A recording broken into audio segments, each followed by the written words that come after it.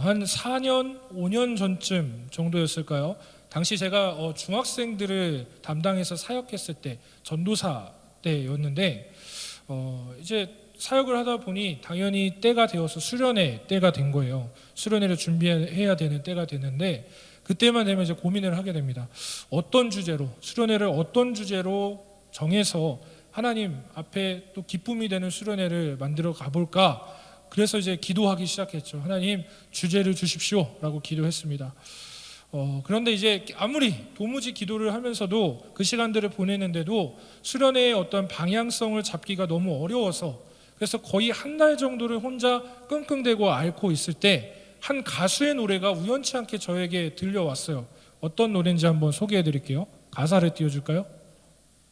네, 가사가 이렇습니다. 바람 불어와. 아시죠? 노래 못하겠다. 바람 불어와 내 맘, 이거 대대대대 나얼림 노래라 갖고, 바람 불어와 내 마음 흔들면 지나간 세월에 두 눈을 감아본다. 나를 스치는 고요한 떨림, 그 작은 소리에 난 귀를 기울여 본다. 내 안에 숨쉬는 커버린 삶의 조각들이 나에 부딪혀 지날 때 그곳을 바라보리라. 네, 여러분 너무 잘 아는 가사죠. 제가 앞서 말씀드린 것처럼 가수 김나박이 중에 한 명이잖아요. 누군지 다 아시죠? 네, 이 가수 나얼의 바람기억이라는 노래입니다. 저는 이 노래를 알고 있었어요. 사실 이 수련의 주제를 위해서 기도하는 이때도 이 노래가 나온 지 그래도 좀 시간이 흘렀기 때문에 이 노래를 알고 있고, 지금은 저한테 있어서 거의 이 노래는 그냥 찬양이라 생각할 정도로, 저는 이걸 가요라고 생각하지 않아요. 찬양이라고 생각할 정도의 나얼이 갖고 있는, 이 가수 나얼이 갖고 있는 본인의 그 신앙의 어떤 메시지를 담은, 정확하게는 이 노래 안에 구원의 기억이라는 노래의 숨은 복음의 메시지가 있다고 저는 생각하고 있어요. 실제로 그렇기도 합니다. 그 내용이 있어요. 그때 당시 제가 이 노래에 대한 메시지를 정확히 몰랐어요. 지금은 알고 있었지만 그때 그 당시 이제 수련회를 준비하려고 기도했던 그 당시에는 이 노래의 그 뜻을 잘 몰랐단 말이에요. 그냥 뭐 늘 그랬듯이 어떤 사랑하는 연인들의 노래이지 않을까라는 생각만 했었습니다. 그러다 보니까 저는 이제 어떠한 이 노래가 왜 갑자기 하나님 자꾸 나한테 계속해서 꽂히게 하는 걸까? 왜 자꾸 이 노래를 듣게 되는 걸까? 그때 당시 이제 제가 사역을 한창 할 때라 노래방 간 것도 아니고 뭐 그 노래를 계속 들어왔던 것도 아니고, 나얼이 노래를 잘하는 건 알지만 듣는 거로만 끝나야지 이걸 같이 따라 불렀다간 뭐 전혀 나올 수 없는 소울이기 때문에, 그래서 이제 이 노래 궁금해 갖고 당시에 저만의 영감의 장소가 있었어요. 뭐냐면 화장실 3번 칸에 들어가서 이 노래를 이제 틀었고, 그냥 이 노래만 듣기에는 뭔가 이제 조금 애매해서 뮤직비디오를 한번 찾아봤어요.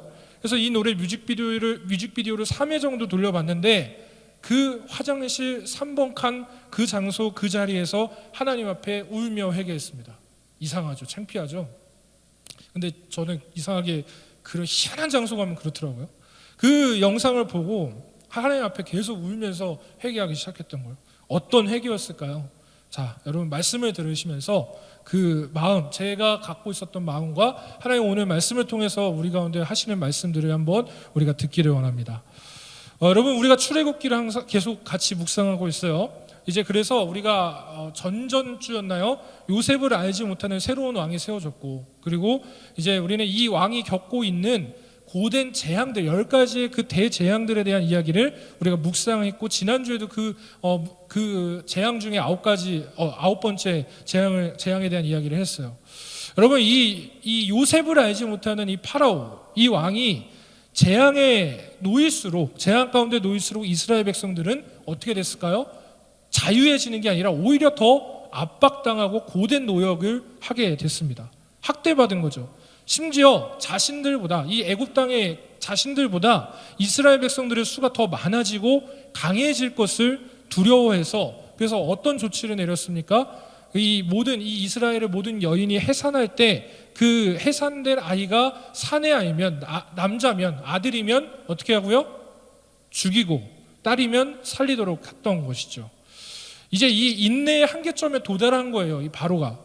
그렇게 이제 인내의 한계점에 도달한 이 바로, 상대적으로 이제 그 어떠한 고된 학대와 노역과 여러 가지 상황들에 놓여져 있던 이 이스라엘 백성들 또한 한계에 부딪혔죠. 그러니까 동시에 두 존재가 다 한계에 부딪힌 거예요.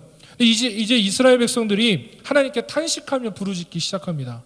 그래서 그 부르짖음에 하나님께서 응답하시고 모세에게 이스라엘 백성들을 출애굽시켜라라고 말씀하신 거죠. 그러나 여러분, 이 출애굽한다라는 것이 말 그대로 쉬운 게 아니었던 겁니다. 당시 여러분, 이 노예라는 게요, 그때 당시에 이 노예는 재산의 가치가 있었어요. 그렇기 때문에 애굽의 입장에서는 이 수많은 노예가 떠난다는 것, 노예를 잃는다는 것은 막대한 경제적 손실을 가져다 주는 것이었고, 또한 그렇기 때문에 이 바로는 이스라엘의 출애굽을 어떻게 합니까? 힘써서 막는 거예요. 안 된다, 저지하는 겁니다. 그러나 여러분, 이 10번에 걸친 이 대재앙으로, 그 재앙으로 인해서 결국 바로는 어떻게 됩니까? 이제 손을 다 들기 시작하는 거예요. 항복하는 거죠. 도저히 내가 할 수 있는 게 없다. 그렇게 이스라엘은 출애굽의 대역사를 시작하게 되는 것입니다. 오늘 본문 37절 한번 볼까요? 37절 같이 읽겠습니다. 시작. 이스라엘 자손이 라암셋을 떠나서 숫곳에 이르니 유아 외에 보행하는 장정이 몇 명이요? 60만 가량이다. 여러분, 우리가 읽은 이 말씀을 한번 잘 살펴보시면 라암셋과 숫곳이라는 장소가 등장하죠. 라암셋은 어떤 곳이냐면 이스라엘 백성들의 피와 땀으로 그들의 고된 노역으로 건설된 애굽의 가장 화려한 도시입니다. 반면에 이제 이 라암셋을 떠났어요. 이들이 떠나서 이스라엘 백성들이 처음으로 진을 치게 된 곳이 숫곳이라고 나와 있어요. 숫곳이라는 곳은 여러분, 이 숫곳이라는 장소의 이름이 어떤 뜻이냐면 오두막집이라는 뜻이 있습니다. 여러분, 앞서 말씀드린 대로 라암셋과는 좀 대조되는 거 아닙니까? 그만큼 이스라엘 백성들이 진을 친 이 숫곳이라는 곳은 이들이 이전에 있었던 곳과는 전혀 다른 그런 아주 초라한 장소였던 거예요. 한마디로 여러분 생각해 보세요. 이스라엘 백성들은 이제 화려한 곳에서 아주 초라한 곳으로 그들의 삶의 자리가 옮겨지게 된 것이죠. 바뀐 것은 여러분 그뿐만이 아닙니다. 요셉이 애굽의 국무총리로 있었던 그 시절에 이스라엘이 애굽으로 이사 올 때에 그들은 고작 몇 명이었냐면요, 70명이었어요. 그런데 이제 이 430년이 흘렀어요. 오늘 성경에 보니까 430년이 흘렀다 그러죠. 이 430년이 지난 지금 장정만 몇 명이라고요? 우리 읽었죠? 몇 명? 60만 명으로 불어난 거예요. 70명에서 60만 명이 된 거예요. 그리고 여러분, 이게 지금 그러니까 이 남자 군대를 이룰 수 있는 장정을 이야기하는 거고, 이제 그들과 함께 하고 있었던 모든 가족들, 여자와 어린아이까지 합히면 몇 명이었냐면 200만 명 이상 불어난 겁니다. 70명에서 200만 명. 여러분, 이게 수치가 별로 이렇게 와닿지 않으시죠? 그래서 제가 한번 어떻게 여러분들한테 표현할 수 있을까 생각을 해봤는데, 이스라엘 백성들이 이 작은 단위의 공동체였어요. 이제는 200만 명이 되는 대민족으로 성장한 건데, 우리나라로 따지면 충청남도의 지금 현재 2021년 인구가 211만 명입니다. 그러니까 충청남도에 살고 있는 거의 그 정도 숫자가 지금 이제 이스라엘 민족이 된 거예요. 70명에서. 그리고 제 고향 춘천이 지금 28만 명 정도거든요. 근데 거의 이 춘천의 인구보다, 시민보다 몇 배가 많은 거예요. 거의 7배 정도가 많은 거죠. 어느 정도인지 계산이 되시죠? 여러분, 그 옛날에 70명이라는 작은 공동체로 시작된 이스라엘이 그러나 이제는 200만 명이나 되는 큰 민족이 된 겁니다. 더군다나 여러분, 그들의 거주지는 어떤 곳이었죠? 애굽의 최고의 화려한 도시였던 라암셋이었죠. 얼핏 겉모습만 보면 엄청난 성공을 거둔 것처럼 보여요. 민족도 늘어났죠. 그들이 살았던 곳이 초라한 곳이 아니에요. 화려한 라암셋이라는 곳이었죠. 여러분, 실제로 그들은 애굽에서의 그런 삶을 동경하기도 했어요. 여러분, 이것은 광야의 삶이 시작하자마자 이스라엘 백성들이 출애굽한 것을 후회했던 것을 보면 알 수가 있어요. 한번 확인해 볼게요. 출애굽기 16장 3절. 출애굽기 16장 3절입니다. 한번 같이 읽을까요? 시작. 이스라엘 자손이 그들에게 이르되 우리가 애굽 땅에서 고기 가마 곁에 앉아 있던 때와 떡을 배불리 먹던 때에 여호와의 손에 죽었더라면 좋았을 것을 너희가 이 광야로 우리를 인도해 내어 줄여 죽게 하는도다. 자, 한번 또 다른 곳 한번 찾아볼게요. 민수기 11장 5절도 한번 보세요. 민수기 11장 5절. 자, 같이 읽습니다. 시작. 우리가 오이와 참외와 부추와 파와 마늘들을 먹은 것이 구체적으로 얘기하는 거예요. 야, 우리 지금 광야에 있는데 이렇게 고생하고 있는데 우리 람세 살았을 때 생각해봐. 생선도 먹고 오이도 먹고 참외도 먹고 부추도 먹고 파도 먹고 마늘 먹었던 거 기억나? 약간 우리 아들 같아. 얘 맨날 얘기해. 아빠 기억나? 우리 이거 했던 거 저거 했던 거 캠핑 가서 뭐 먹었던 거 기억나? 약간 그 느낌이야. 여러분, 이스라엘 백성들이 고기 가마 곁에 가만히 앉아서 고기를 그렇게 먹었던 그런 시절과 떡을 배불리 먹었던 이 애굽에서의 화려했던 자신들만의 생각 안에서의 화려했던 삶을 동경하고 그리워하고 있는 과정이에요. 지금 나는 출애굽했는데도 불구하고. 그뿐만 아니라 마음껏 생선도 먹고, 앞서 말씀드렸죠, 생선도 먹고 오이와 참외와 부추와 파와 마늘까지 원하는 만큼 먹었던 그때 그 시절을 그리워하고 있는 거죠. 여러분, 이런 사실들을 한번 살펴보면 이스라엘 백성들은 신분은 어떻게 보면 그런 노예였던 그런 상황이었지만 먹고 사는 데는 별 문제가 없었던 때를 그들이 애굽에서 살았던 것을 짐작할 수가 있어요. 한마디로 보면 애굽을 떠나야 할 이유를 그들이 솔직하게는 찾지 못했던 거예요. 그럼에도 불구하고 그들은 하나님께 부르짖었어요. 하나님은 그것을 들으시고 그들의 그 노역과 모든 고된 삶에 대한 하나님께 대한 그 부르짖음을 들으시고 약속을 기억하셔서 이스라엘을 돌아보신 겁니다. 사랑하는 청년 여러분, 지금도 여러분 사실 이 복음의 접근이 이들의 모습과 다를 게 없는 것 같은 우리의 모습을 볼 수 있을 것 같아요. 말씀은 계속해서 복음을 말씀하고 복음 안에서 살라고 말씀하고 있습니다. 그러나 마땅히 이 땅에서 그 복음이 없어서 잘 먹고 잘 살고 굳이 내가 피곤하게 말씀을 순종하며 살 필요를 느끼지 못하며 살아가는 그리스도인들이 많은 거죠. 말씀은 우리 가운데 어떠한 삶을 살라고 계속 권면하고 명령하고 주님의 이름 안에서 여러분들을 계속 말씀으로 세우려고 주님께서 말씀하시잖아요. 근데 그걸 지키면 때로는 피곤할 때가 있단 말입니다. 견딜 수 없는 고통에 내 안에 있을 때가 있어요. 영적인 어떠한 고통도 있을 때가 있고 실제적으로 삶으로 어떠한 우리 삶 가운데 찾아오는 불이익도 분명히 생긴단 말이죠. 근데 여러분, 이것을요, 출애굽의 진정한 이유를 알지 못하면 이것이 불평불만이 되는 거예요. 오히려 내가 예수 믿는 것이 때로는 불평불만이 될 때가 있는 거죠. 그래서 세상이 어떻게 하는지 아십니까? 계속해서 애굽에 다시 돌아가라고 이야기하는 거예요. 애굽에 머물게 하려고 하고 오히려 애굽에서 한 자리 하기 위해서 그것만을 위해서 아둥바둥 더 그 집도 없는 지푸라기도 없는 그 어려운 벽돌 만들기를 계속해서 쌓아가는 거죠. 그게 우리 믿음 없는 그리스도인의 삶의 모습이지 않겠습니까? 그러나 여러분, 하나님은 이스라엘 백성들 굳이 그들이 출애굽하지 않아도 살만한 그들을 왜 출애굽하게 하시는 걸까요? 궁금하지 않습니까? 그것은 바로 우리의 신분, 우리의 본분이 그곳에 있지 않기 때문에 그런 겁니다. 하나님과 이스라엘 백성들의 관계가 어떤 관계죠? 약속의 관계, 언약의 관계예요. 그리고 무엇보다 그들은 하나님께서 택하신 자녀란 말이에요. 하나님께서는 그들에게 약속의 땅 가나안을 주시기로 약속하셨죠. 그 땅을 가기 위해서는 그들이 정체성을 깨달아야 하고 그 정체성을 알기 시작했다면 그들이 어떤 것을 결정해야 되죠? 떠나기를 결정해야 되는 거예요. 머물러서는 안 되는 거죠. 거기 있으면 아무것도 할 수 없는 거예요. 그냥 바로의 노예가 되어서 그 땅에 나에게 주어진 일만 계속 반복적으로 하다가 그러다 삶이 끝나게 되는 거예요. 여러분, 하나님께서는 그들을, 이스라엘 백성들, 하나님의 선택하신 자녀들인 이 이스라엘 백성들을 단 한 번도 애굽의 노예로 삼으신 적이 없어요. 그들을, 너는 태어났는데 너는 이제 앞으로 너가 할 일은 이 땅에서 계속해서 벽돌이나 만드는 그런 노예로 살아야 될 거야. 하나님은 한 번도 이스라엘에 그렇게 말씀하신 적이 없단 말입니다. 오히려 이 출애굽의 사건을 통해서 그들이 가야 할 약속의 땅이 있다는 것을 기억하게 하시는 거예요. 그렇기 때문에 잠깐은 힘들 수 있지만 그들은 광야로 몰아가게 주님께서 하신 거죠. 정화시키기 위한 시간들이란 말입니다. 사랑하는 여러분, 오늘 우리의 인생도 이와 마찬가지지 않을까요? 세상의 노예가 되면 물질적으로 삶으로도 풍요로울 수 있어요. 그런 삶을 살아갈 수도 있단 말이에요.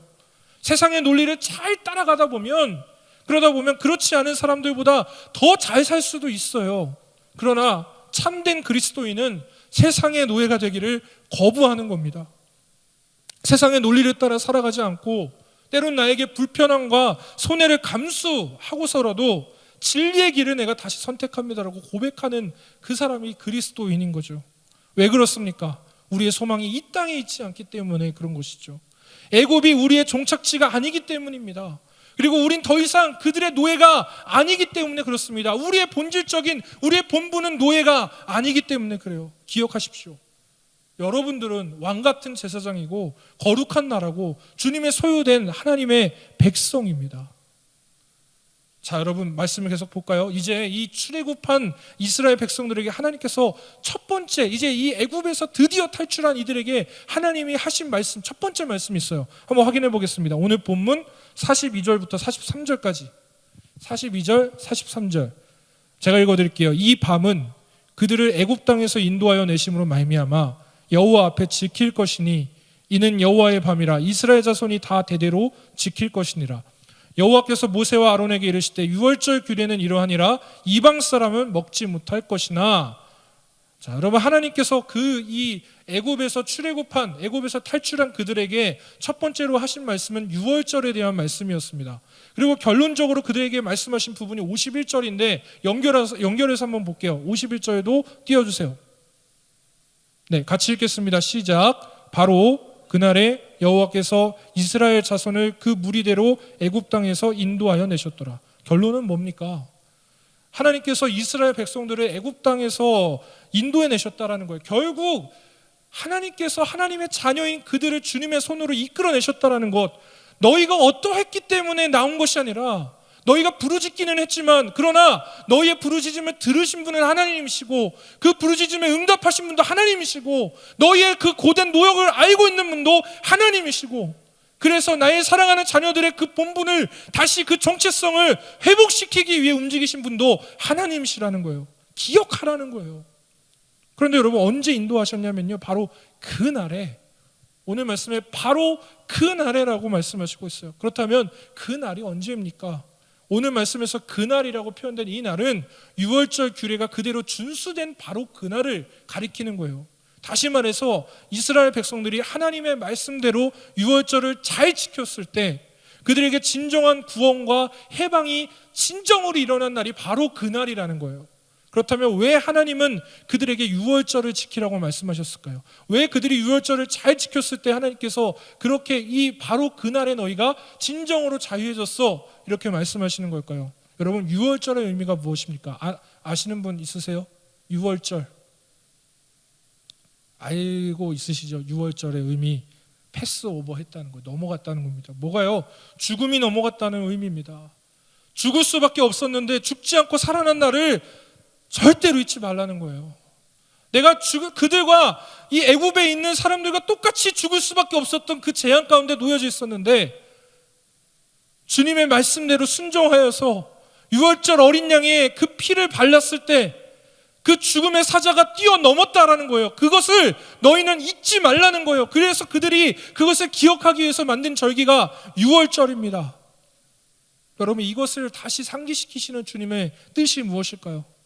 다시 이스라엘 백성들이 그토록 갈망했던 이 출애굽의 대역사를 가능하도록 만드신 것이 너희의 하나님이라는 것을 잊지 말라는 거예요. 즉 구원의 하나님을 기억하라.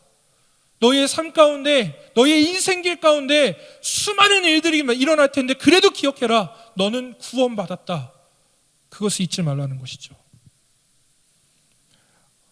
여러분 제가 말씀 서론에서 말씀드렸던 나월의 바람기억 앞소절을 제가 말씀드렸잖아요. 자, 이제 후렴구를 한번 볼게요. 후렴구 띄워주세요. 후렴구 이렇게 나와요. 우리의 믿음, 우리의 사랑, 그 영원한 약속들을 나 추억한다면 힘차게 걸으리라. 우리의 만남, 우리의 이별, 그 바래진 기억에 나 사랑했다면 미소를 띄우리라. 여러분 이 가사가 주는 메시지가 뭘까요? 분명 저와 여러분들의 인생의 길에 고난과 역경이 분명 있어요. 지금 그 길을 걸어가고 있는 분도 계시겠죠. 때론 광야와 같은 인생길을 살아갈 때도 있겠죠. 왜? 왜 내 신앙이 뜨겁다고 해서 고민이 없겠습니까? 주님과 교제를 잘하고 있어요. 그렇다고 해서 왜 우리의 삶 가운데 역경이 없겠냐는 거예요. 내가 주님과 온전한 관계 가운데 있을 때라도 우리를 짓누르는 삶의 무게는 여전히 존재합니다. 그러나 여러분, 우리는 기억하며 살아가야 해요. 무엇을 기억하며 살아가야 할까요? 바로 주님의 구원하심. 내가 죽을 수밖에 없는 존재였는데 그분의 은혜와 사랑 때문에, 그분의 선택하심으로 말미암아 나를 패스오버하게 하신 주님의 그 구원의 은혜에 그 감격을 잊지 말고 살아가라는 거예요. 그리고 주님이 주신 새 생명을 간직하며 살아가라고 말씀하고 있는 것입니다. 여러분 기억하세요. 주님이 피로 값주어 사신 이 생명에는 우리를 향한 하나님의 사랑이 그 안에 담겨져 있습니다. 그분이 우리를 이끄시기 위한 계획이 그 안에 담겨져 있단 말이에요. 그렇다면 우리를 죽음에서 패스오버하게 하신 그분의 사랑을 믿고 그분의 영원한 약속을 기억하며 힘차게 걸어야 하지 않겠습니까? 그리고 또 하나 기억하십시오. 이 마지막 때를 살아가고 있는 사랑하는 청년 여러분, 우리 주님 다시 오십니다. 우리 주님 다시 오세요.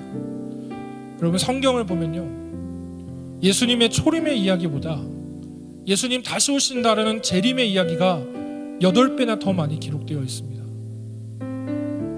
여러분, 이 사실이 우리에게 주는 메시지는 무엇입니까? 기억하라는 거예요. 깨어서 기도하라는 거예요. 이 세상과 분별되어 살아가라는 거예요.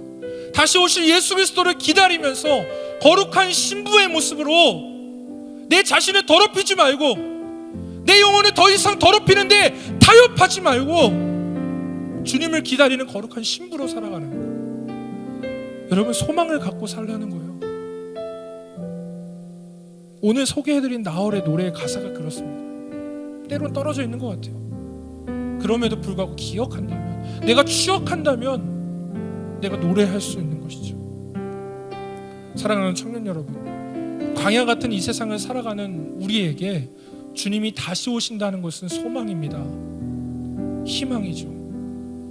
그 사건이 기다려지지 않는 것은 여러분 정말 불행한 일이에요. 때로는 혹은 여러분들 중에서 이게 두려우신 분이 계세요.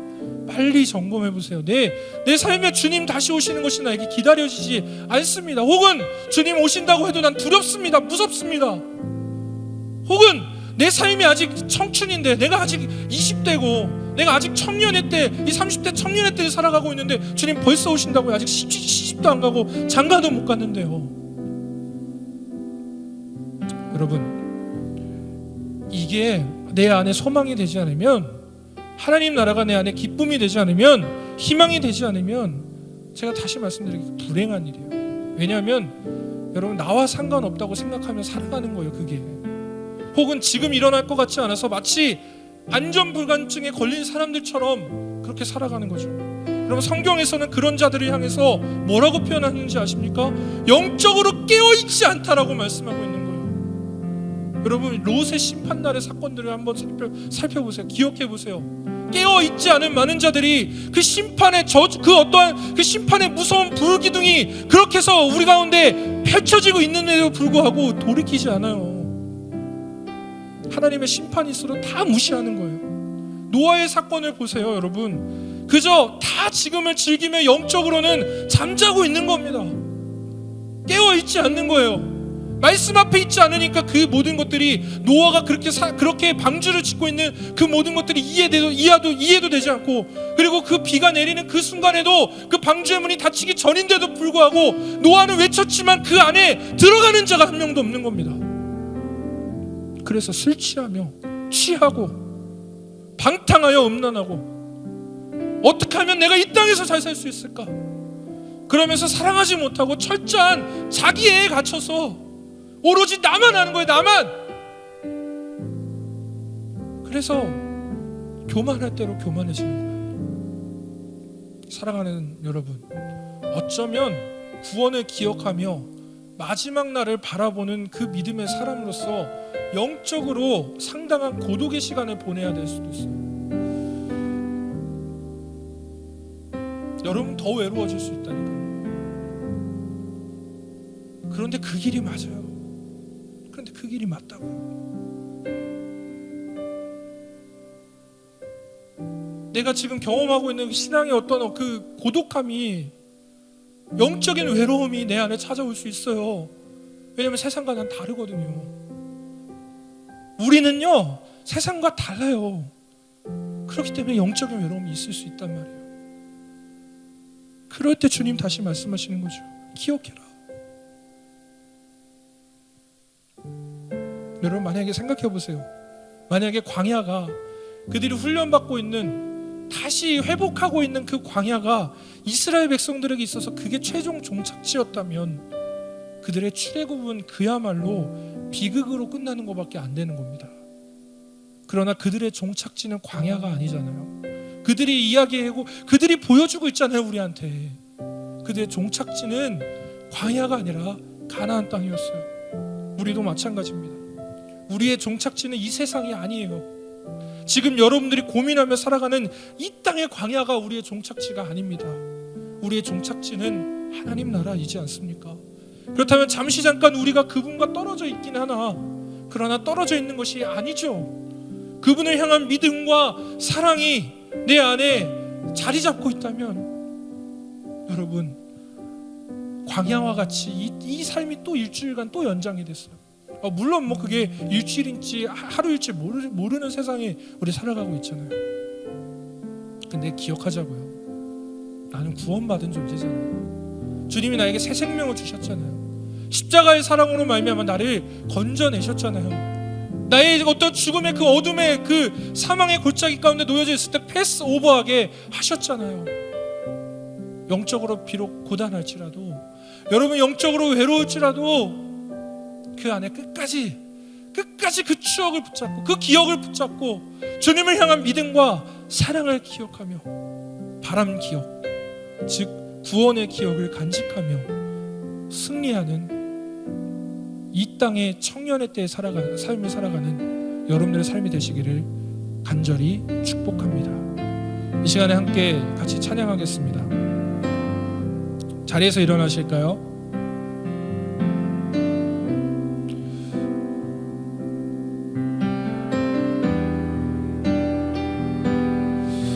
네, 우리 함께 찬양하겠는데요. 내가 때로는 잊고 사는 것이 아닌가, 참 두려울 때가 있어요. 저도 오늘 말씀 준비하면서 두렵더라고요. 내가 이걸 잃어버리면 삶은 너무 힘든 거야. 보니까 제가 어제 우리 은지 리더랑 같이 교제하면서 이야기하면서 얘기했어요. 야, 목사님, 영적인 외로움이 있다. 나한테도 영적인 고독함이 있는 것 같다. 여러분, 이게 복음 안에서 이게 내가 해석되지 않으면 계속 내 삶에서 몰려오는 그 쓰나미 같은 어려움들이 있어요. 남들에게는 이야기할 수 없는데 영적으로 계속 받는 고통이 있어요. 물론 제가 우리 은지한테 나누기 전에 저희 아내하고도 먼저 이야기를 했어요.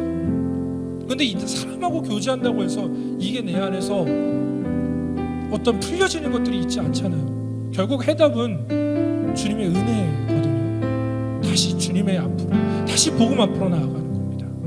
우리 지금 함께 고백하며 찬양할까요? 많은 이들 말하고 많은 이들 노래는 하지만